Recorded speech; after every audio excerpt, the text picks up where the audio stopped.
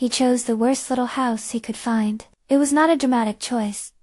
No sweeping gesture meant to shock. The place had a sagging tin roof, a front step that leaned like a tired elbow, and windows with glass patched by newspapers. The paint, if you could call it, that had peeled into shapes that looked like maps of forgotten countries. A single bulb dangled from the ceiling, the kind that hummed when the power lasted. To most people, it would read like failure.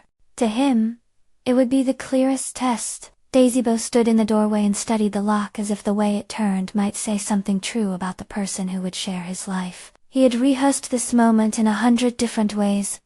How he would invite a woman up the cracked steps, what he'd say when the door creaked open, how he would watch the look on her face when she understood where she had been brought. He had become an expert at imagining faces.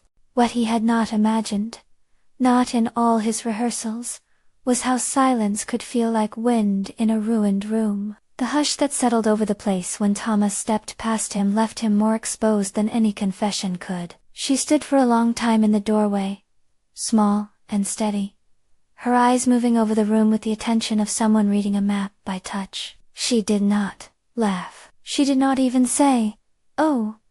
She was, in that first heartbeat, simply speechless. That moment, that fragile, wordless pause was what everyone would later call the beginning. The truth was messier. Even now, with the plan in motion, Dazibbo felt the old, complicated ache.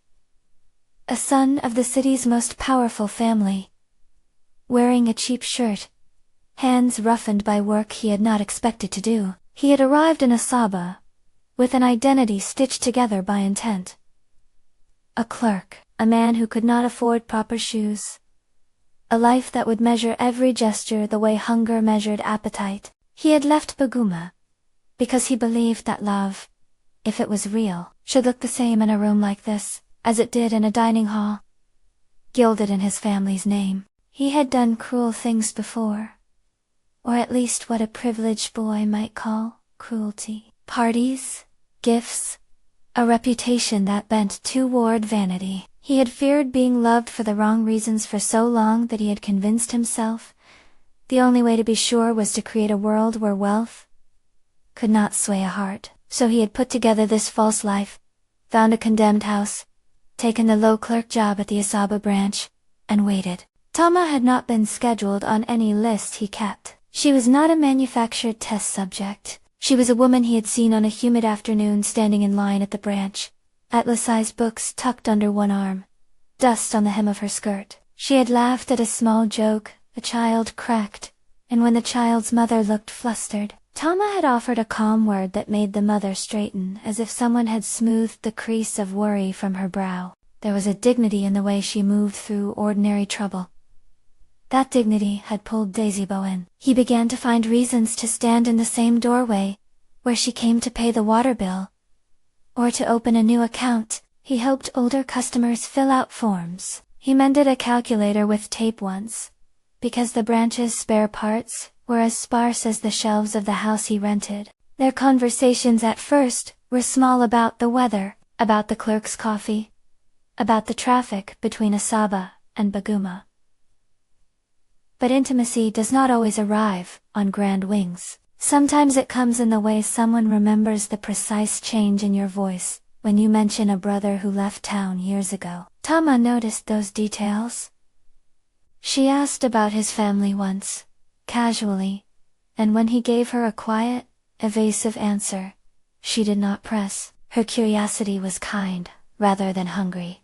The house took them deeper than the branch ever could. Dazibbo invited her for tea, claiming the house was a place he kept because of its cheap rent and convenient location. He had prepared for the invitation in ways that were both ridiculous and precise. 2 plastic chairs pulled beneath the window, a thermos with drink that had gone lukewarm, a small plate of biscuits that had been bought from the market and wrapped in paper. He had imagined this scene sufficed. 2 people sitting in a battered room, the world outside softened by the flimsy walls. When Tama pushed the door fully open, the smell hit her first.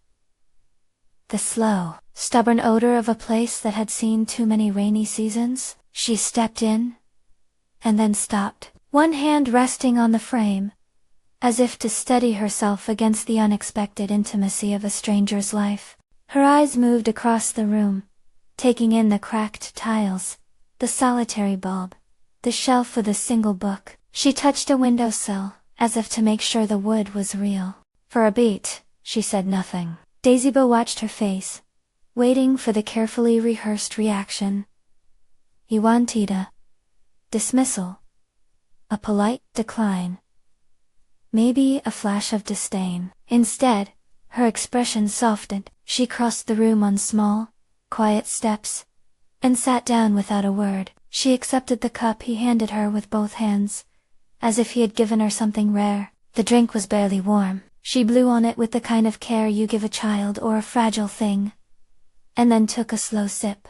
"You didn't tell me you lived like this," she said finally, eyes on the window, and not on him. The words had no accusation, only a surprised steadiness. "I didn't expect you to come," he said. She turned then, and for the first time, he saw the absence of pretense. There no fluttering at wealth, no sharp assessment. "I didn't know where else to come," she said. "You looked easy to talk to." She said it plainly. Her voice carried the kind of warmth that did not need to be dressed up. He wanted to tell her the whole unkind story, the way he had built the life around disbelief. The list of women who had smiled at the wrong pockets. He wanted to tell her that this house was a part of an experiment, that he had been cruel enough to design an audition for affection. He wanted, for a moment, to be honest, because the house had already done much of the work for him. It had stripped him of sounding power. He did not say that. Instead, he let silence answer. Outside, the streets sounded like cooling iron motorcycles, a distant shout. The slow conversations that belong to a place where people know each other by the sound of their feet. The bulb overhead stuttered and hummed. Thoma's hand brushed against the biscuit plate, as if to steady herself.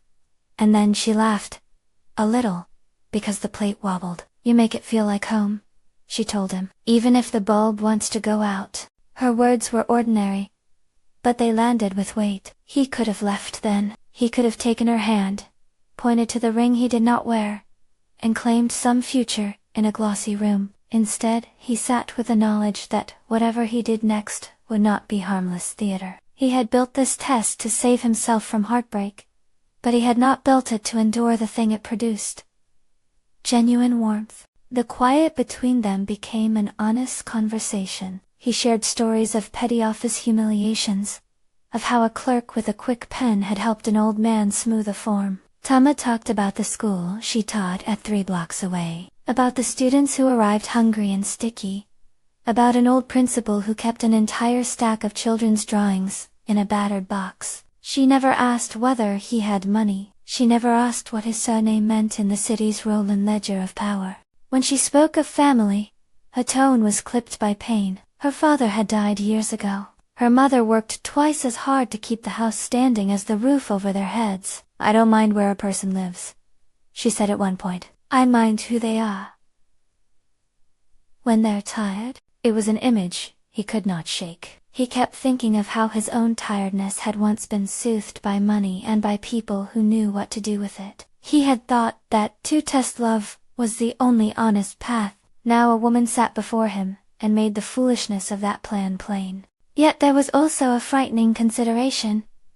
If he told her everything, his name, his fortune, the experiment, would she stay? Would she be furious and walk away? Or would she feel manipulated, but forgiving, seeing past the lie because of the tenderness that had already threaded between them? The ethics of it hurt more than any insult had. When she rose to leave, she paused at the door.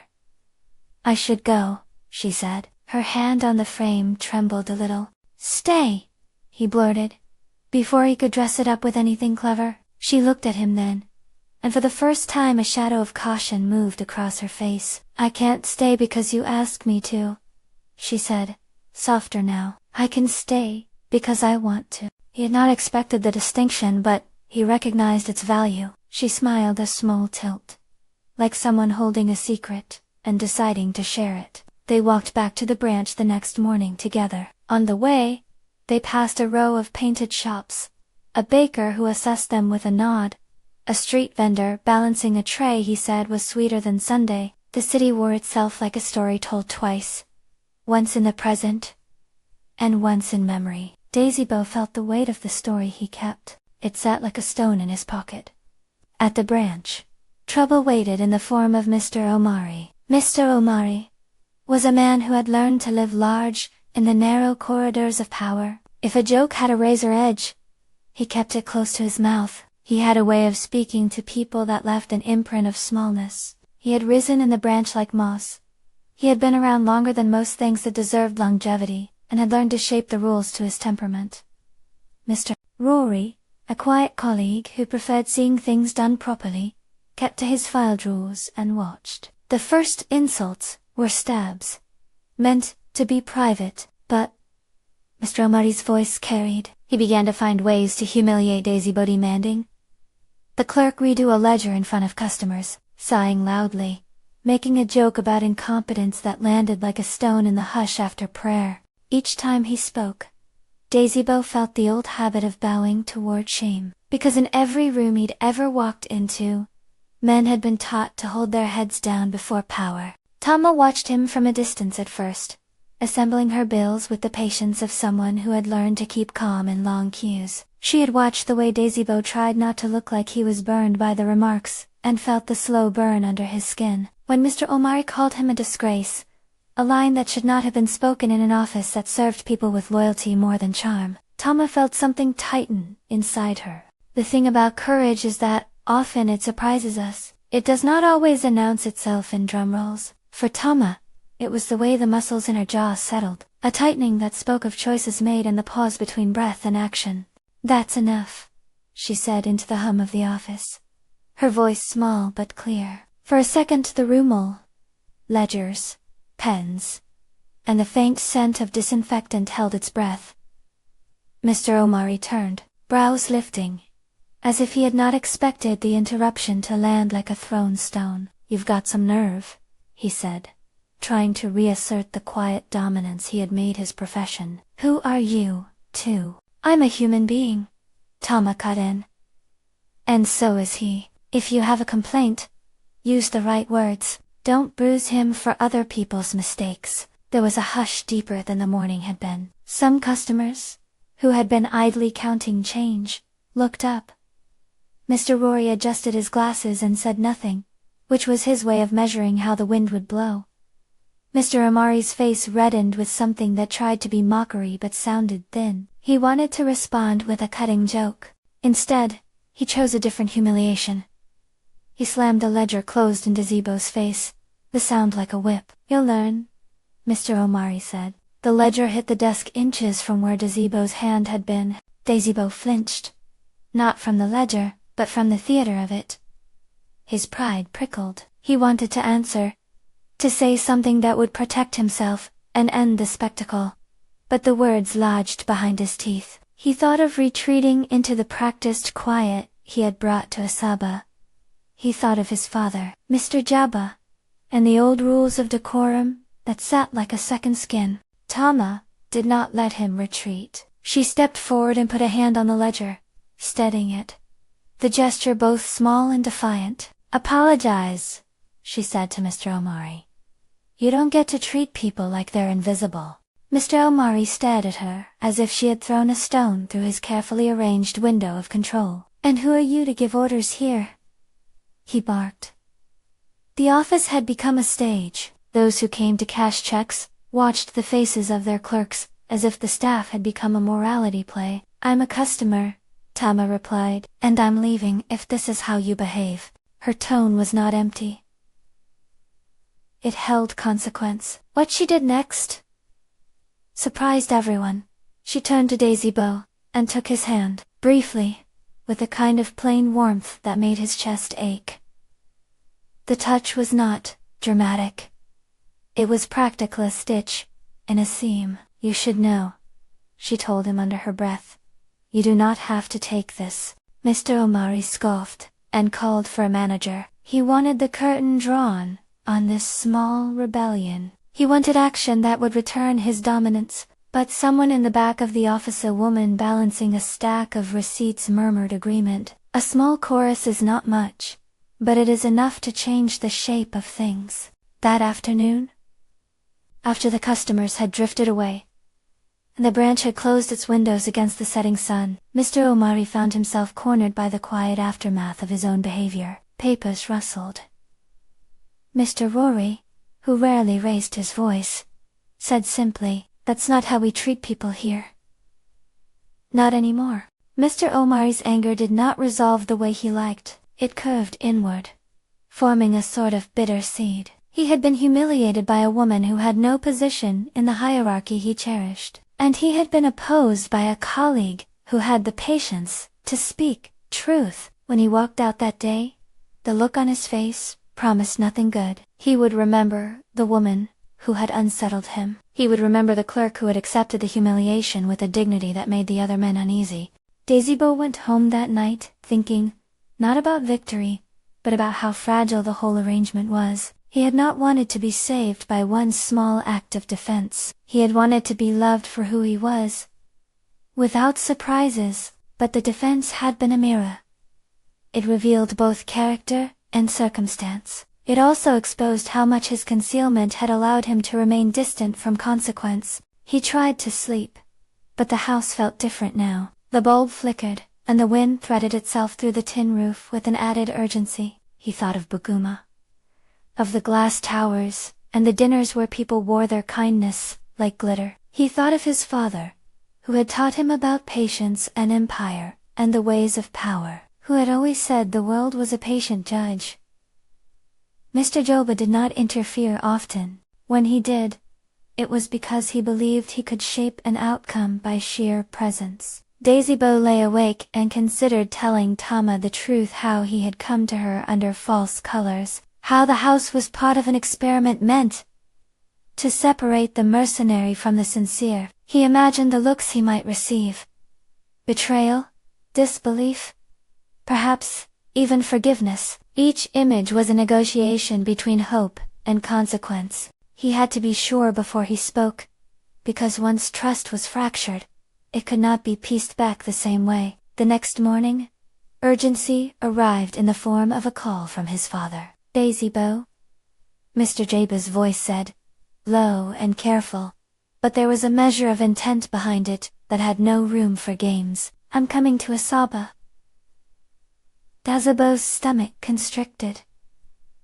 "It's sudden." "It is necessary," his father replied. "There are matters to attend. I will meet you at the branch before noon." The words were simple, but their ripple touched the edges of everything. Dazibbo had not planned for his father to appear in Asaba. He had hoped the experiment could remain contained, a small canvas where he painted truth against poverty, to see what color love would take. He had not imagined the head of the family storming into the branch and seeing his son, moved by a hand that was not meant to belong to their class. Panic and a strange, brittle excitement roared inside him. He thought of the house, and the hush in the doorway when Tama had first been speechless. What would happen if his father recognized him? Would Mr. Joba appreciate the experiment? Would he see the cruelty and call it foolish?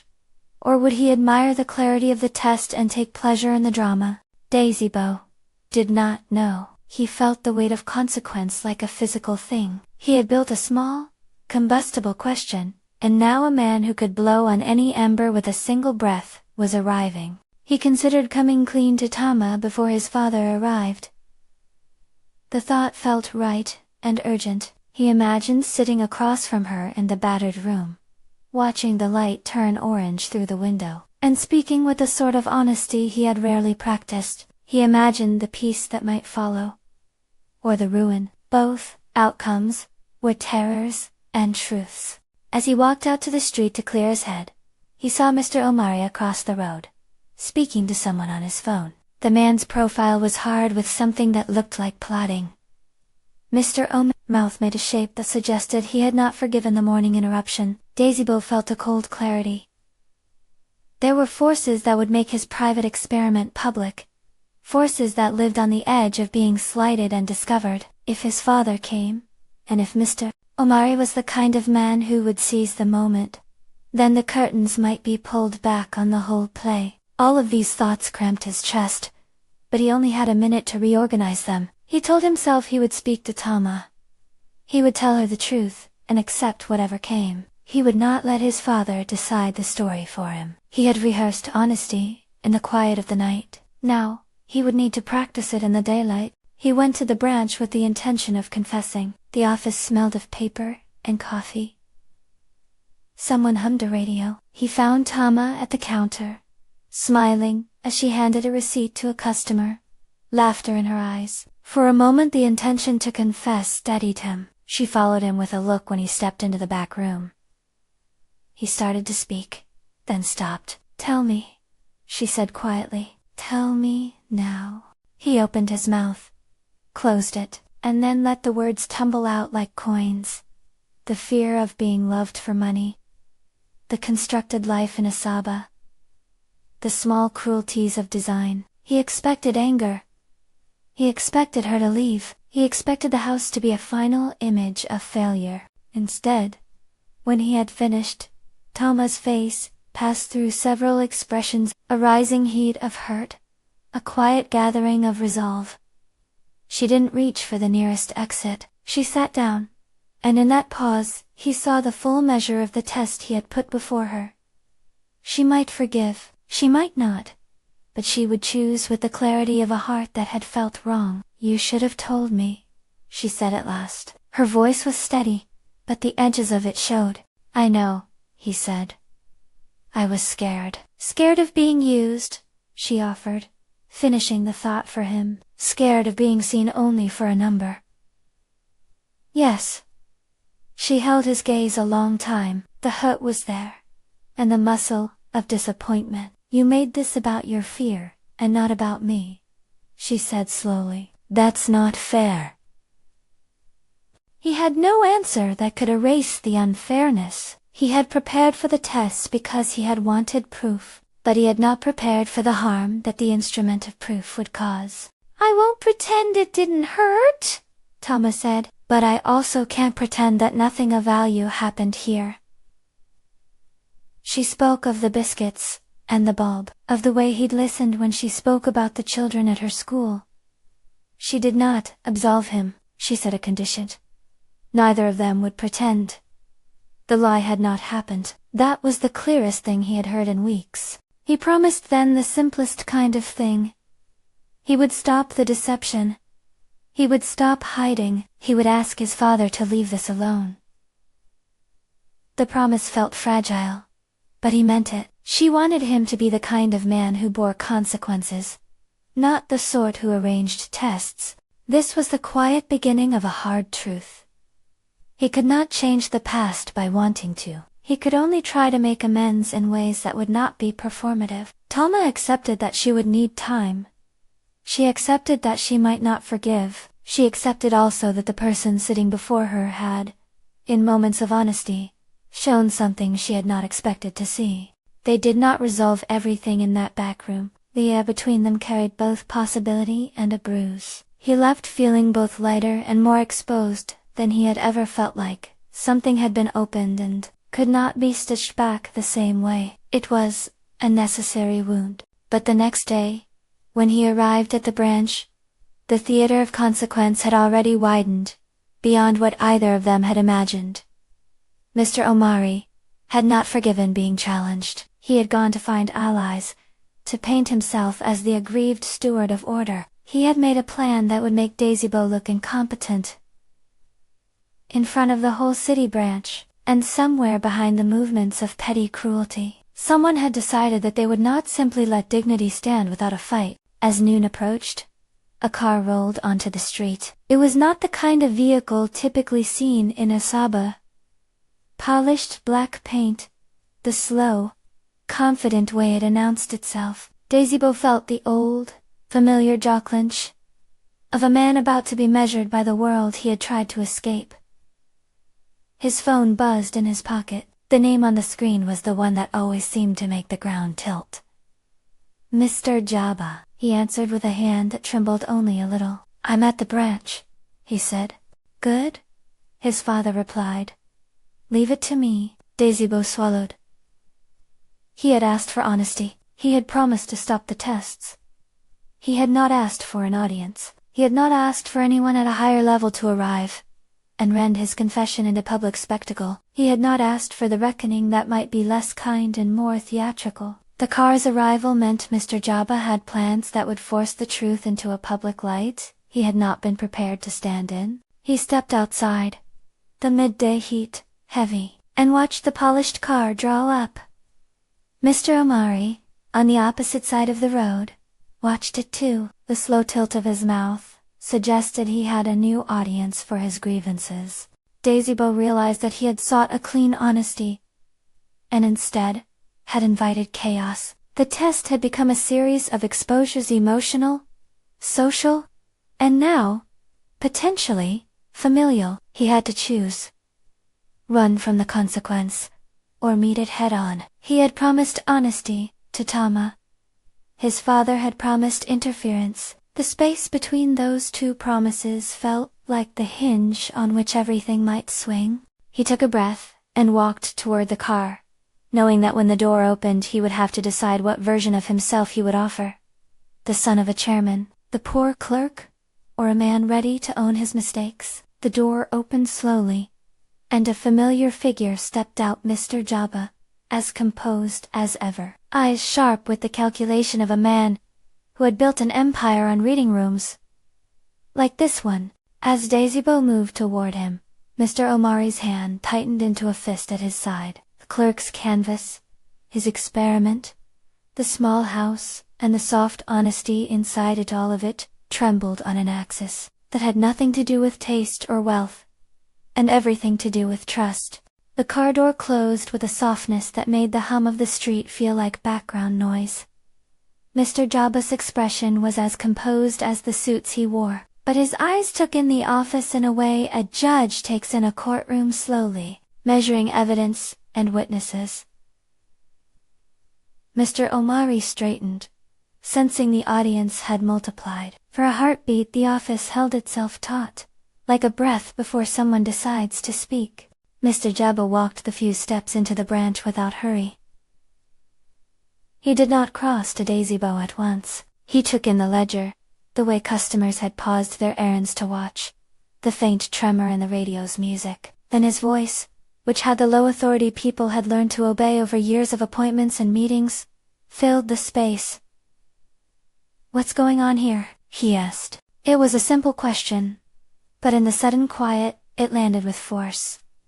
Mr. Omari, who had been looking for allies in the crowd, found his momentum wobbling. He nodded, as if this were the exact audience he had hoped to perform for, and then, perhaps because cruelty often reaches for an extra tooth of satisfaction, he chose to sharpen his words. "This man," he said, pointing in a way that made the hand movement look practiced, "has been a problem. He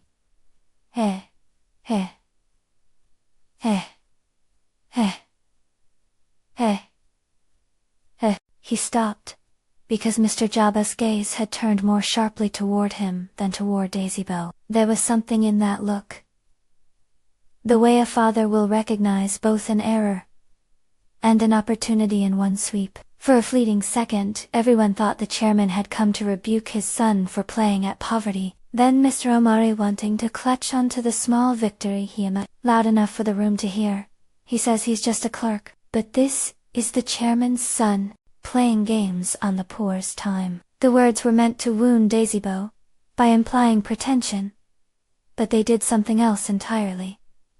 Mr. Jabba's face did not blossom with pride. Instead, it closed around a seriousness that made the edges of the office seem sharp. "You are correct," Mr. Jabba said, and there was a pause long enough for a clock to seem scandalously slow. "He is my son." Those words shifted the room. A few of the customers muttered. Someone dropped a coin onto the desk without meaning to. Tama had not moved. She stood where she'd been standing moments before, her hand still resting where she'd steadied the ledger. The revelation did not land as triumph for her, nor for Dazibbo. It landed like a gust of wind into a room of whispers. Shock traced a small map across her face, surprise first, then a colder line.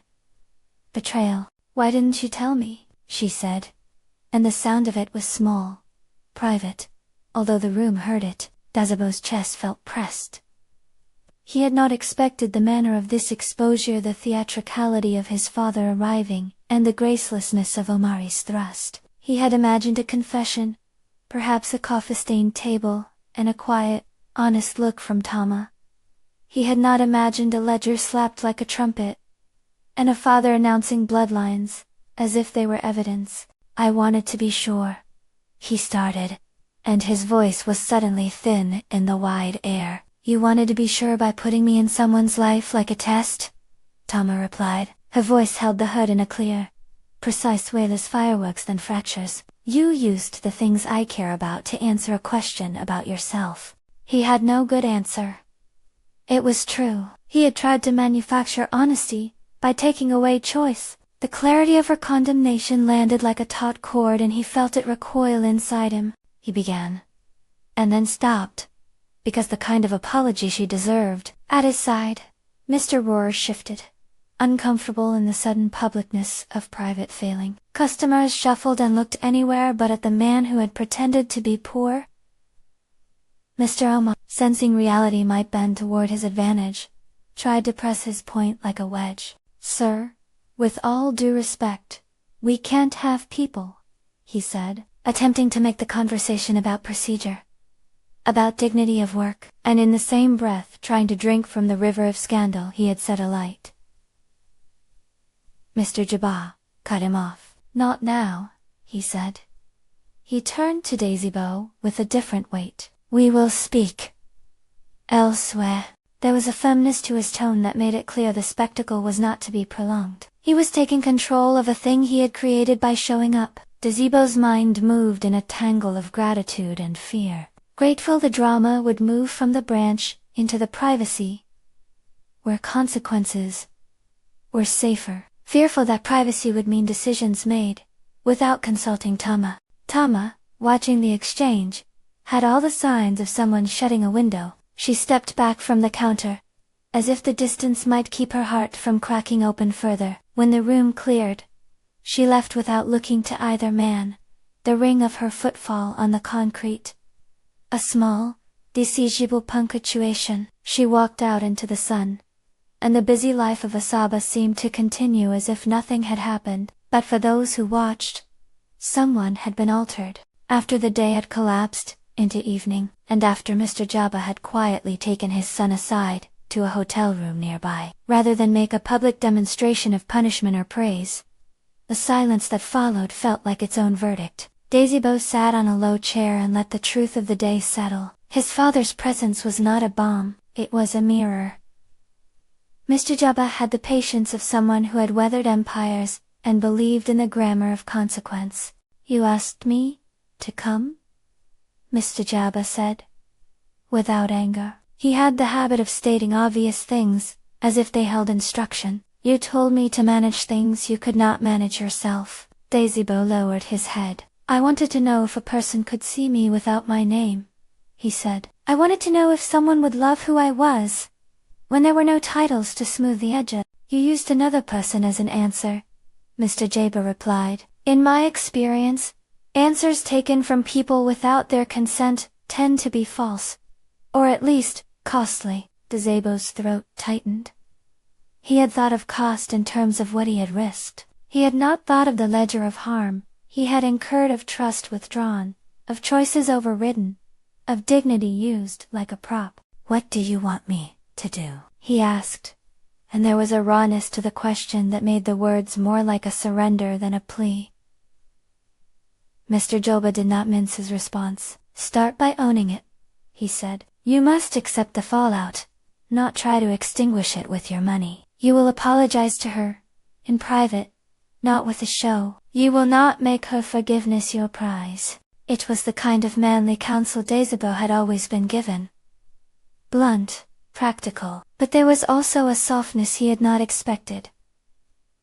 Mr. Jabba's next words, quieter, revealed an awkwardness. I will make amends, too, he said. Where I can. I will start by ensuring she has what she needs at work, and protection from those who would shame her for defending someone. I was part of this intellectually. I must help mend it. The admission surprised Dazibbo. He had imagined his father as a man who preferred distance in moral matters. Give cash. Let others clean up. But Mr. Jabba's voice had an edge of responsibility that made Dazibbo's chest ache. Don't make it a business transaction, Dazibbo warned. Mr. Jabba inclined his head. I know the value of a life beyond the balance sheet, he said. You will not like everything I do, but I will start by removing Mr. Omari from this branch while a review takes place, and I will see that Tama's position is secure. I will not parade these things. They are the least of what is owed. There were things about his father's promise that felt right and dangerous at the same time. Dazibbo feared that his father's attempts to help would be interpreted as buying forgiveness. He feared that silence and money would be mistaken for responsibility. Still, any step that created space for Tama to feel safe was necessary. He had to trust, in part, that the man who had built an empire could do something that mattered beyond the currency of his name. Tama did not want to be a pawn in anyone's restitution. She had made that clear when she left the branch. The way she walked away was a decision, not a faint refusal. 4 days, she turned off her phone. She went to work, and to school, and to the quiet parts of the day, with a deliberate intensity that tasted like regrowth. Friends noticed a tightening around her mouth that had not been there before. She was tired, more careful, with smiles. Her stews, who adored the steady teacher, who came early and left late, saw only a woman who moved as if carrying a heavy, hidden book. News traveled. In a town like Asaba, small storms become public weather. People spoke about the chairman's son and the rundown house. Some scoffed, others sympathized. But in the echo chamber of the internet and the local tea shops, commentary was easy and consequence was hard. Dazibbo learned the lesson he had sought to discover from the wrong angle. The world would have 1,000 theories about his motives, but very few would know the precise way. His chest carried regret each night.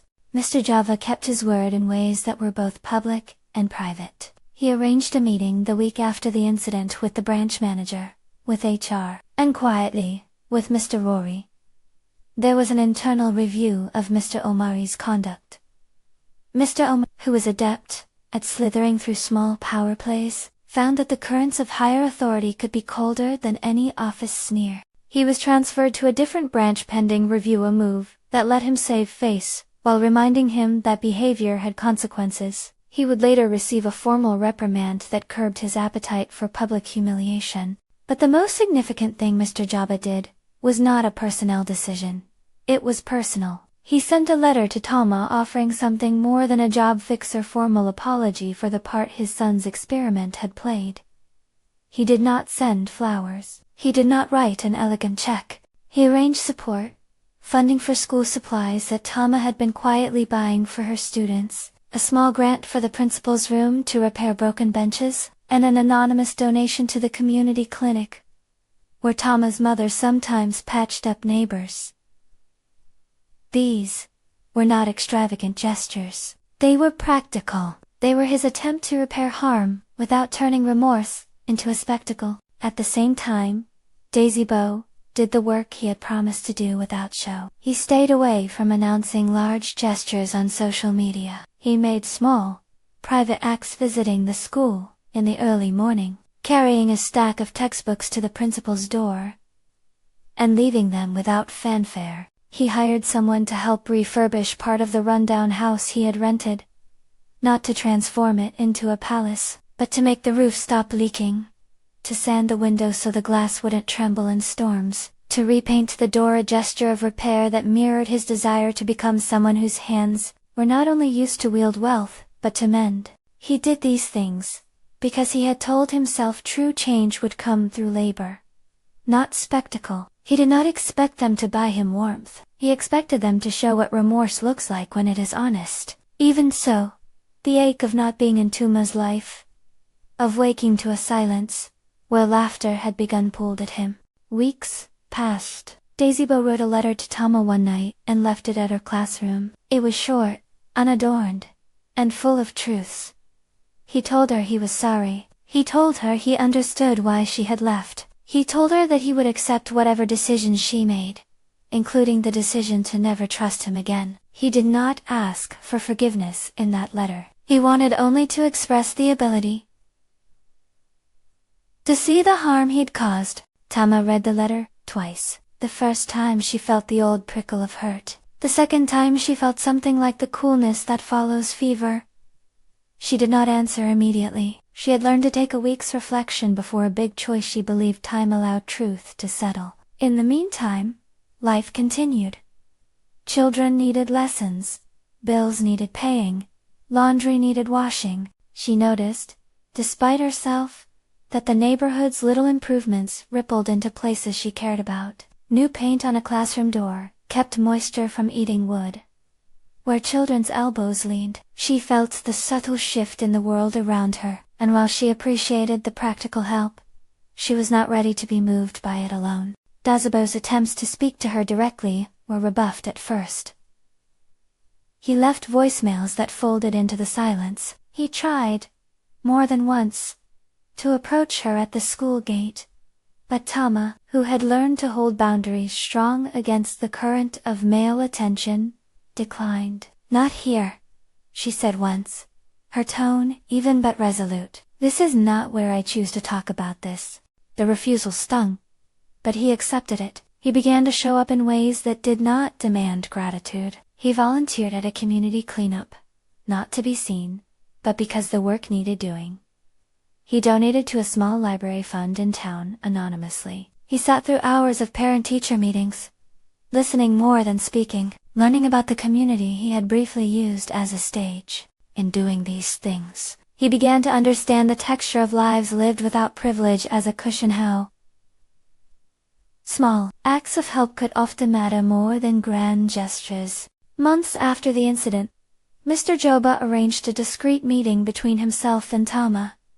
He sent a letter requesting a conversation, and it was unusual enough that she agreed. The meeting took place in Mr. Joba's office, at headquarters in Baguma, an attempt on his part to show that he would step out of the perimeter of his own life to make amends. Tama entered with the same dignity she had always carried. She did not soften. She listened as Mr. Joba spoke, which he did with a gravity that was not performative. He admitted his failure in allowing his son to place another human being at risk. He did not ask for absolution. He asked only for an opportunity to correct where he could. "I do not expect you to forgive us, Miss Tama," he said. "I expect you to let us act where we must. I will not make peace into a prize. If you refuse anything I offer, I will accept your decision."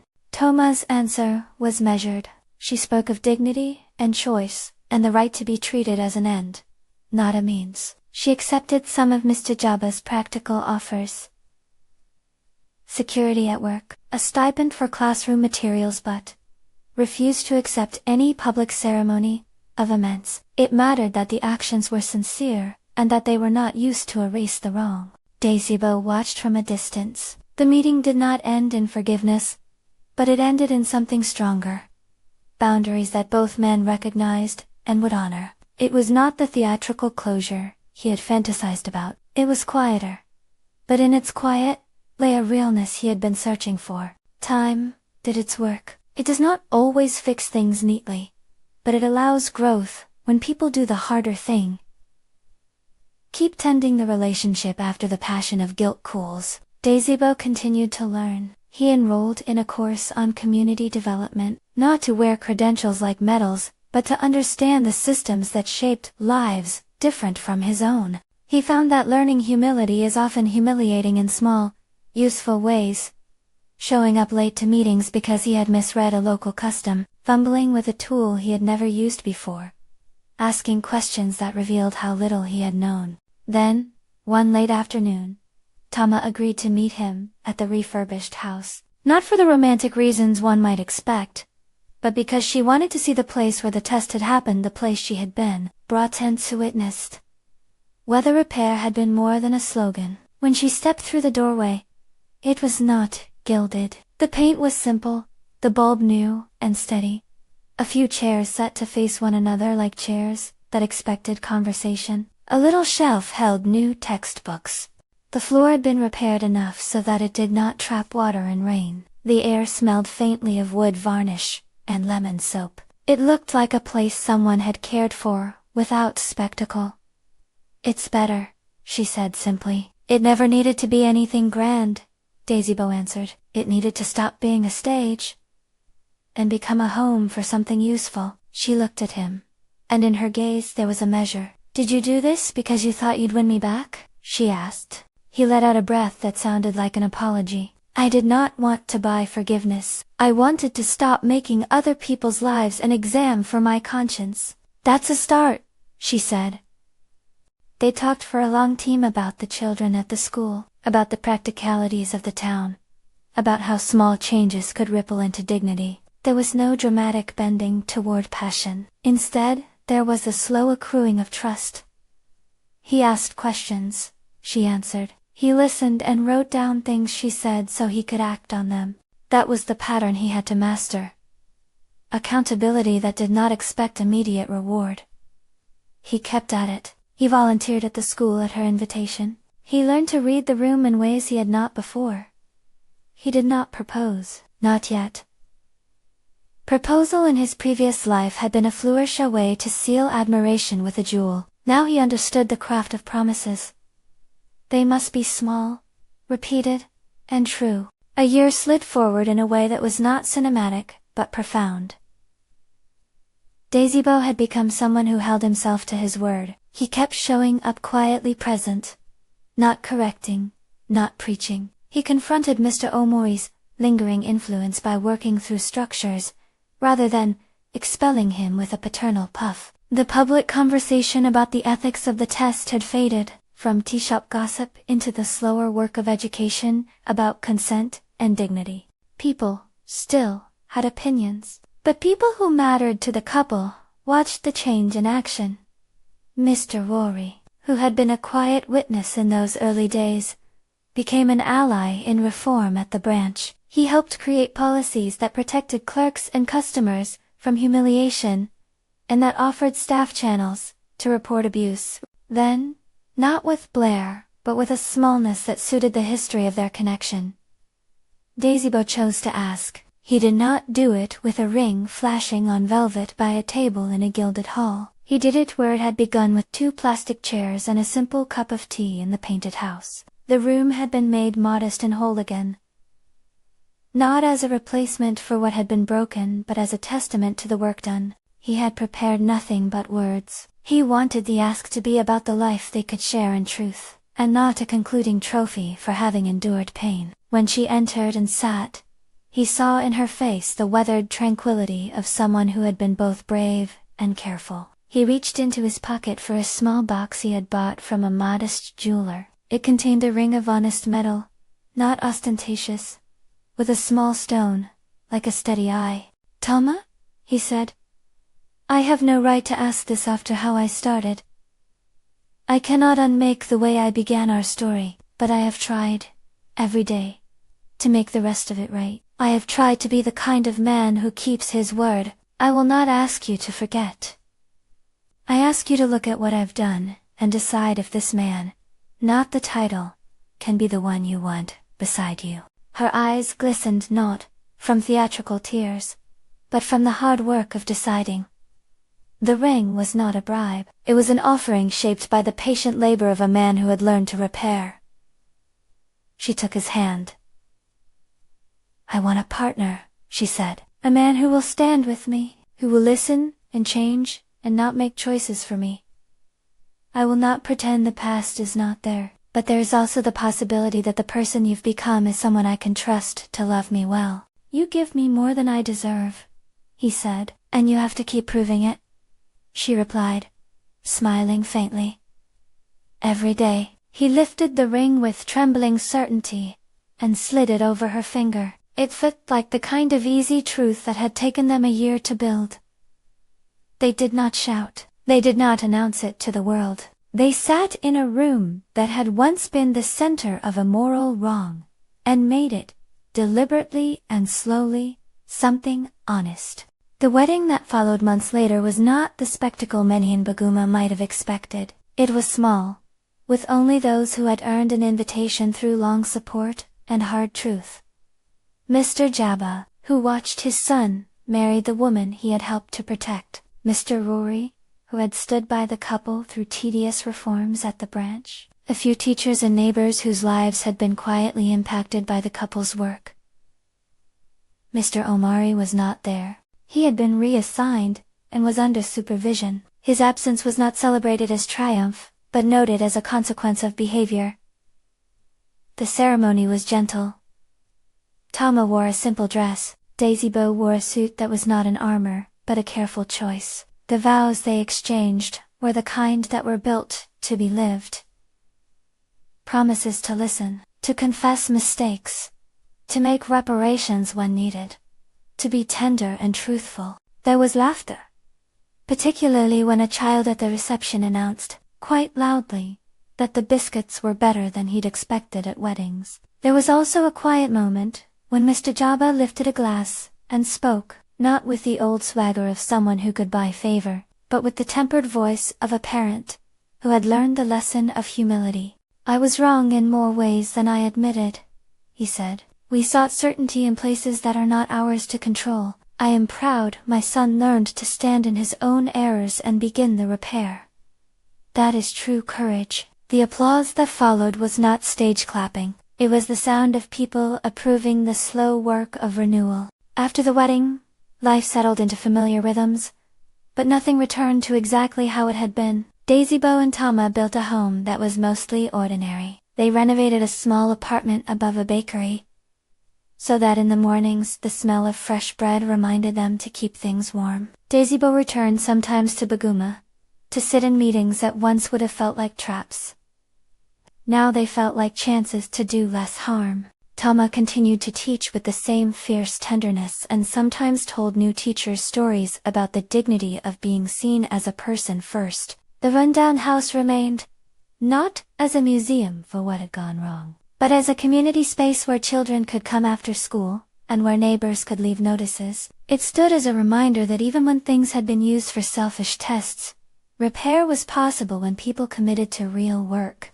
Dazibbo did not assume forgiveness was total. He kept it as something that needed to be earned daily. There were moments when memories of the deceit returned, like old weather, unexpected and sharp. In those times he would do something small that showed he remembered the lesson. He would apologize without prompting. He would listen when she said a hurt needed tending. He would step back when she asked for room. Tama, for her part, did not become naive. She remained vigilant. She also found space to be generous, where it was right. She saw in Dazibbo a man who had been willing to uproot pride and plant humility, and that willingness mattered. She taught students about boundaries, consent, and respect, weaving the lesson into the little schoolroom with a skill that made the message linger. Years later, when people in town remembered the story, the chairman's son, who had taken his dream woman to a rundown house, they told it with a different emphasis than gossipers had first done. They told it as a cautionary tale, and a hopeful one. A warning about the ethics of testing love, and a testament to the possibility of real change. The moral was not simplified into a neat aphorism. It kept the ache of what had been done, and the care of what had been repaired. There were late nights when Dazibbo would sit and think about the exact moment Tama had been speechless in the doorway of that house. He remembered the hush, and the way it had felt like exposure. He now understood how costly that hush had been, not only for his ego, but for her autonomy. He had finally learned the weight of consent. One evening, as they both stood at the window of their small home watching the city lights blur into a quiet glow, Tama asked, "Do you ever regret the way it began?" He considered the question. Regret was a quiet garden he tended every day. "Yes," he said honestly. "I regret the way I took choice from you. I regret making someone else answer a question that belonged to me." "And are you sure you'll keep choosing differently?" she asked. He looked at her and, in his reply, gathered all the practice of the last years. "Yes," he said, But I will show you.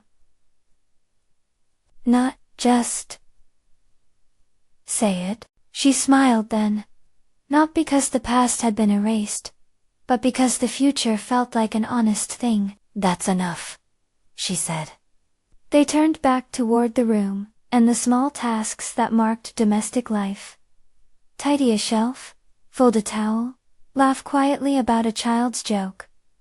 Their marriage was not the end of a plot, it was the work of two people who had learned that love without honesty is brittle, and that honesty without care can be cruel. They had mistakes behind them and steady, patient work ahead. The final lesson lived in the daily cadence. Dazibbo had sought proof of love in a way that used another person's life as an experiment, and the harm that caused was real and costly. But people are not only their worst acts, they can also be the sum of their continued efforts to repair, to show up, to listen. Trust, once broken, was not magically restored, but it could be rebuilt, slowly, on foundations that were honest and respectful. If this story left you pondering, did Tama do the right thing, or should Dazibbo have chosen a different path from the start? Share your thoughts below. If you enjoyed this kind of real-life romance twist turned into a story about responsibility, trust, and change, like and subscribe for more narratives that wrestle with the messy, hopeful parts of the heart.